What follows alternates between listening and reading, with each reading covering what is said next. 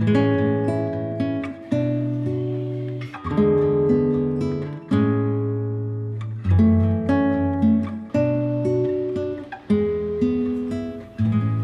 you listen to my recent podcast over on my podcast channel, Simple Farmhouse Life, here on YouTube or on all your favorite podcast players, you know that I am currently trying to prioritize whole grains in our kitchen. So I am taking some of my sourdough starter, and as you can see, this jar is almost empty, but that's okay. I will feed it with fresh flour and water, and it will spring back to life by morning. I'm going to feed a whole bunch of whole grain kamut flour with a little starter and some milk. So this will make these pancakes that we're going to have in the morning very protein rich, very filling, very delicious. So by morning, this little mixture of freshly milled kamut flour, sourdough starter, and milk will be bubbly and fermented and ready to make some quick pancakes. Now this morning, I'm going to make these a gingerbread version. So I'm doing my usual sourdough pancake recipe, which is over on farmhouseonboone.com. It's one of my most popular recipes. Just search sourdough pancakes. I'm going to add coconut oil like I usually do, eggs, honey. I've doubled the recipe. Now I didn't really measure, but it looked to be approximately 4 cups of fed starter. So I'm doing double the honey, double the coconut oil, baking soda, eggs, and salt that the recipe says.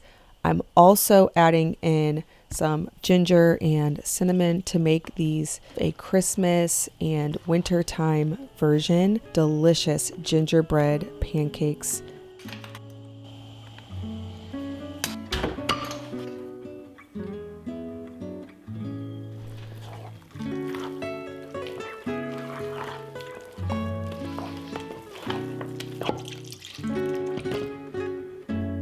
They were a touch thick in the morning, so I just added a bit more milk, add some butter, maple syrup. Everyone loved these fluffy pancakes, and it was a very nice addition to have milk and not just the usual starter fed with water. Normally, I would just feed a whole bunch of my regular master starter that I use for everything else. But since I was feeding it with milk, I put it in a separate bowl. That gives you some flexibility to feed it with whatever grain, whatever liquid that you want. And I think I'll be making pancakes with milk more often, and definitely whole grain. For the first, I'd say 10 years that I was making sourdough pancakes, I only ever made them with whole grain. They have a wonderful, fluffy texture, great flavor. I take great care in my home to source natural whole ingredients, make our food from scratch. It's also important to me to make our sleep environment and our home as healthy as possible. And one way that I'm able to do that is through Birch Living, which is a company that specializes in making natural and organic mattresses. And right now is the perfect time to check out Birch because they have their extended Cyber Monday sale. So you can check the link down in the description box below to get in on that deal. Birch mattresses are free from polyurethane foams, which can cause harmful off-gassing, and are constructed without fiberglass that can be detrimental to your health. Unlike synthetic mattresses, the wool in these mattresses make it hypoallergenic, it's mildew resistant, and I know that the mattress I'm sleeping on is made of natural and organic materials sourced straight from nature, which are both comfortable and durable. You don't have to take my word for it though. In a recent survey, 93% of customers would recommend Birch to a friend, and 87% saw an improvement in their sleep quality. 79% of those who suffered from back pain with their old mattress saw a reduction in pain with their Birch mattress. The best part is with your Birch mattress, you get a 100-night sleep trial along with a 25-year warranty, so you can be sure that you're going to love it for a long time. And Birch delivers your mattress right to your door for free within the US. They also offer in-home setup and removal to make your buying experience as convenient as possible. We have 2 of the well-loved Birch natural mattresses. We also have the Birch Luxe, which is comprised of 8 different layers of organic wool, organic cotton, and 100% natural latex. I love my Birch mattress, and I know that you will too. If you are looking for a new bed, make sure to check out Birch through their extended Cyber Monday sale. It is the perfect time to upgrade your sleep with 20% off your Birch mattress plus 2 free Eco Rest pillows. You can check out the QR code or go to birchliving.com/farmhouse. It'll also be linked down in the description box below. The next winter breakfast menu recipe I want to share with you is another whole grain one. It is Sourdough PopTarts. So this is over on the Farmhouse on Boone blog, farmhouseonboone.com. Just search PopTarts. On there I have a jam variety. I'm going to do a pumpkin variety for wintertime. Now I'm using kamut again. I would also use einkorn for this. If I had hard white wheat and that's all I had, I would definitely use that. Sometimes I'll make a whole bunch of flour for something, have a little bit left over, and just use whatever it is I had. Now the only thing I wouldn't really swap around is always a hard wheat for bread, something where you need those big stretches when you're doing stretch and folds. The gluten development, you'll want to use hard white or hard red wheat berries. Otherwise, I'll use einkorn berries, kamut, spelt, rye, soft or hard for something quick like a muffin or in this case, Pop-Tarts.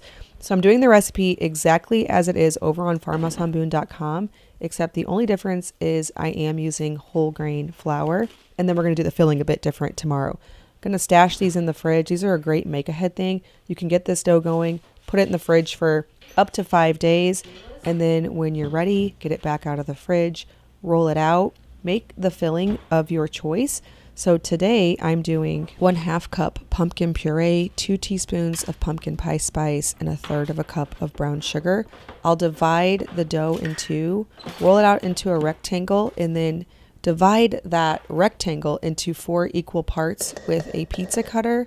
Place a little bit of filling in each one, fold it in half, use my fork to make the edges pretty, and then place them all on a parchment lined baking sheet. This will make 8 Pop-Tarts, and then bake at 350 for about 30 minutes. Once they're done, I mix up a little bit of powdered sugar and maple syrup, give it a nice glaze. These were so flaky and crumbly. I just love the whole wheat flour in them. Nourishing and delicious.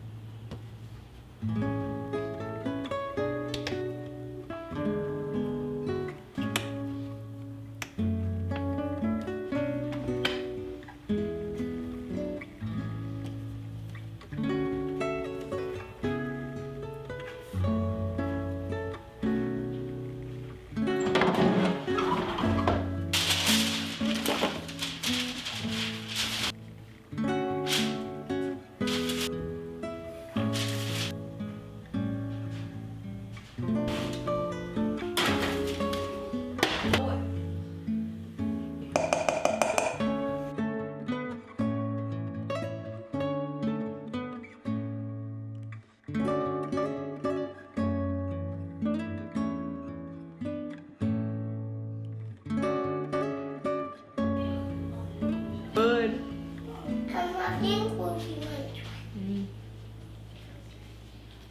Of course, these maple glazed pumpkin whole grain Pop-Tarts are best served with a glass of milk, raw milk, of course. Next, I'm going to show you how to make sourdough granola. This is a newer recipe on the blog. It couldn't be simpler. I'm just taking some oil. I like to use coconut oil. I always melt it on a cast iron skillet because that's just what I have sitting out on the stove. I'll mix up oats, coconut flakes, chopped nuts. Now you can do any kind of nuts you have. Walnuts, pistachios are great options. I have a bunch of pecans. I really stocked up before Thanksgiving because I was making a bunch of sweet potato casseroles. So today I'm just doing pecans. I didn't get out my food processor. I just kind of squished them together in the bag to roughly chop them. Still turns out great. A little bit of salt. I'll give that a quick mix. You could also add some cinnamon here or nutmeg or cardamom. I'll add in the coconut oil, honey, sourdough starter. This is a super simple recipe, just baked on a baking sheet. I like to stir it halfway in between so it doesn't get too brown in any certain spot. And then once it's done, toss it with some dried fruit. I have golden raisins. I really love cranberries, but once I noticed that cranberries have seed oil or sunflower oil on them, I could not find any that didn't. Now I did end up finding some. I ordered them. They're not here yet. So I'm just sticking with good old raisins for this. Again, head over to farmhouseonboone.com if you want the exact measurements and the printable version of this recipe to add it to your collection. It's such a simple make-ahead breakfast. I like to put it in a glass jar on the countertop. It makes for a really fast snack anytime with some milk.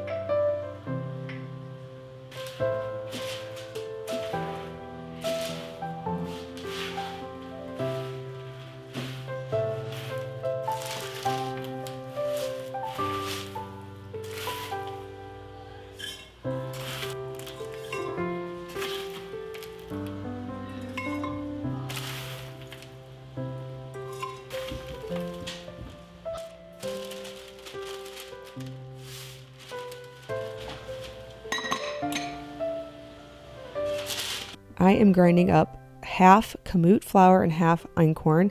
I had a little jar sitting there of einkorn from a previous baking recipe, so I went to the closet that we keep all of the grain buckets in. Now that we don't have a basement here in this home, we have a closet that fits 4 of them very nicely. And I have to admit, it's pretty nice having them on the main level. It's so convenient. And then leaving the grain mill out on the countertop, it makes it to where it's just really easy and fast for me to whip up some flour quickly, which anytime you can save a step or a trip in the kitchen, it makes it to where you're way more likely to do something. For me, it's just very fast paced. I'm always on to the next meal. I have a lot of kids to feed.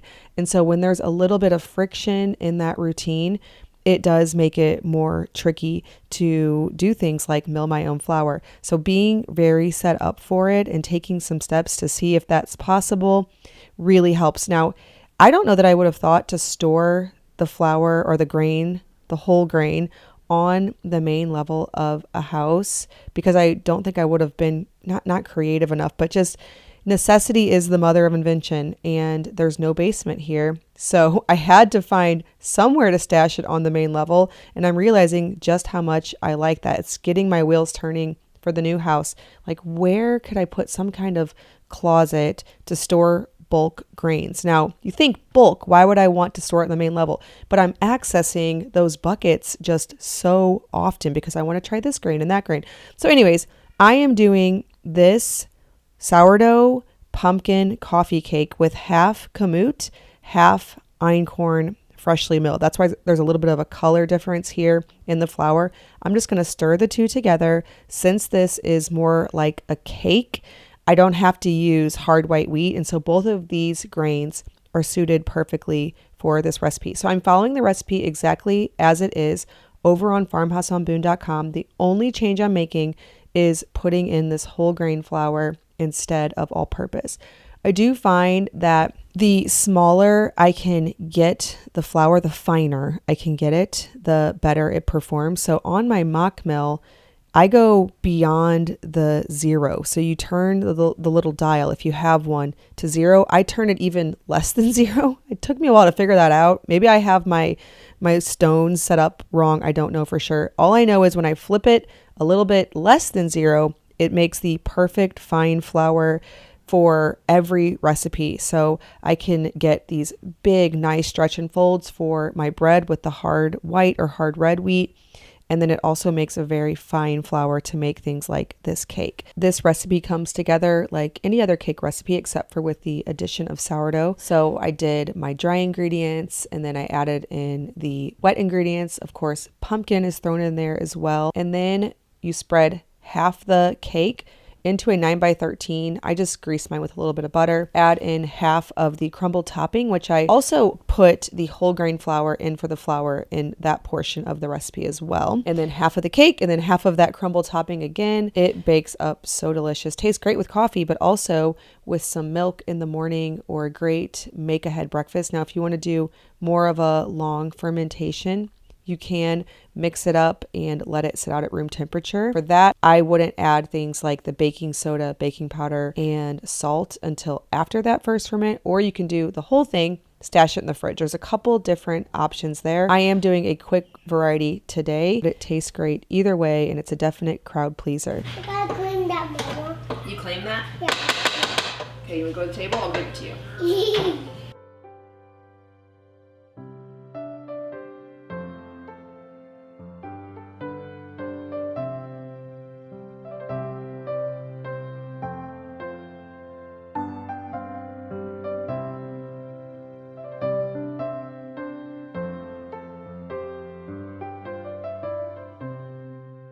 Well, I hope that you enjoyed these recipes and that you'll be able to make them for your family. Maybe you can get one of them going for Christmas morning. You can enjoy them to warm you up the rest of this winter season when you need something to look forward to. Most of them can be made almost entirely beforehand or prepped partially beforehand so you can enjoy those cozy, slow winter mornings over a cup of coffee. Now I'm going to feed my sourdough starter with the rest of this grain that I milled, let it bubble up and ferment for yet another baking project. As always, thank you so much for watching.